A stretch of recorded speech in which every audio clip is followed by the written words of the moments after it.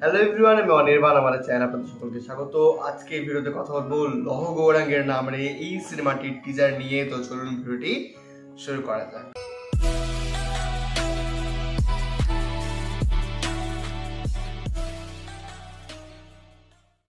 তো লৌহ গৌরাঙ্গের নামে এই সিনেমাটির হাইপ তো রয়েছে অবশ্যই, এবং শুধুমাত্র সৃজিত মুখার্জির সিনেমা বলে নয়, এই সিনেমাটা যেহেতু শ্রী চৈতন্য দেবের যে জীবনের শেষ কটা দিন সেগুলো যেহেতু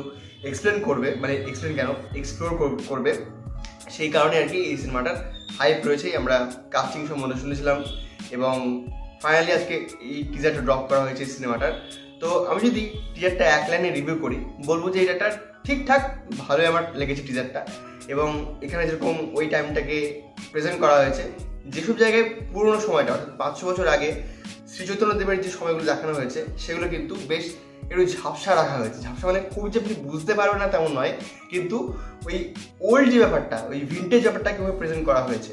আর বর্তমানে যেটা দেখানো হয়েছে যে এখানে ঈশা সাহা সে একটা সিনেমা তৈরি করছে, এবং সেটা কিন্তু শ্রী চৈতন্য দেবের জীবনের পরেই সিনেমাটা হবে। জীবন বলতে শেষ কটা আর কি যে দিন রয়েছে তার, সেগুলো নিয়ে সিনেমাটা হবে।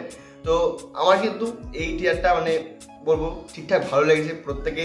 প্রত্যেকে কিন্তু মানাচ্ছে। আমরা যে স্টিল লুকগুলো দেখেছিলাম, সেটা শুভশ্রীর হোক কিংবা ইন্দ্রদীপের হোক, ইন্দ্রাশিসের হোক, প্রত্যেকের যে কি লুকগুলো দেখেছিলাম সেগুলো যখন আমরা অ্যাকচুয়ালি দেখছি সিনগুলোতে, বেশ কিন্তু মানাচ্ছে তাদেরকে।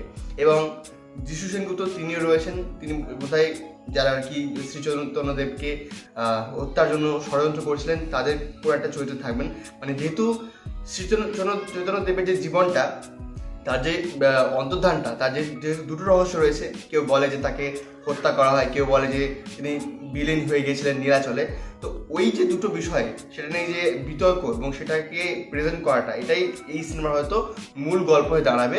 আর সাথে সাথে এই যে বর্তমান টাইম লাইন দেখবেন, আমার এই যে টিজারটা দেখে না অনেকটা জাতিস্বরের মতো ভাইব আসছিল। কারণ ওখানে কিন্তু একটা ব্যাপার ছিল যে ওই অ্যান্টনি ফিরিঙ্গি বহুদিন পর ফিরে আসেন, এই জন্মে ফিরে আসেন, এবং তার এই আগের জন্মের কথাগুলো মনে পড়ে। এখানে যদিও সেরকম কোনো সিন দেখায়নি যে কোনো একটা ক্যারেক্টার রয়েছে পার্টিকুলার তার আর কি আগের জন্মের কথা মনে পড়ছে, এরকম কিন্তু কোনো সিন নেই। বাট ওই যে স্টাইলটা কিন্তু ওরকমই, স্টাইলাইজেশনটা ওরকমই রাখা হয়েছে আমার যা মনে হচ্ছে। তো এই বড়দিনে আসছে লৌহ গৌরাঙ্গের নামে। আমি এই সিনেমাটা দেখার জন্য খুব এক্সাইটেড, কেমন হয় এই সিনেমাটা। এবং সৃজিত মুখার্জি তার একটা বড়সড় কামব্যাক দরকার। হ্যাঁ, তিনি এই ধরনের যে সিনেমাগুলো, সেটা রাজকাহিনী হোক, জাতিস্বর হোক, তিনি ভালো করেন। দেখা যাক এটাও তার লিস্টে একটা ভালো সিনেমা হিসেবে জায়গা পায় কিনা। এবং এখানে দুটো গান শুনতে পাচ্ছি, যেগুলো কিন্তু ওই যেরকম আর কি হয় এই ধরনের সিনেমাতে, তো কৃষ্ণকে নিয়ে বা চৈতন্য দেবকে নিয়ে গান হবে, সেগুলো কিন্তু শুনতে বেশ ভালো লাগছে। মিউজিকের দায়িত্বে কবির সুমন রয়েছেন, ইন্দ্রজিৎ দাশগুপ্ত রয়েছেন, অনেকেই রয়েছেন দেখলাম। তো আশা করবো যে এই সিনেমাটার মিউজিকগুলো সেরকমই ভালো হবে। এটা এই ধরনের সিনেমা থেকে আমরা ভালো মিউজিকই কিন্তু আশা করি, এবং সৃজিতের সিনেমা তো এটাই ইউএসপি হয়। তো দেখা যাক সিনেমাটা কেমন হয়। তো এই ছিল আজকে ভিডিওটি ভালো লাগলে লাইক করুন, কমেন্ট করুন, শেয়ার করুন। আমাদের চ্যানেলটি অবশ্যই সাবস্ক্রাইব করুন। ধন্যবাদ।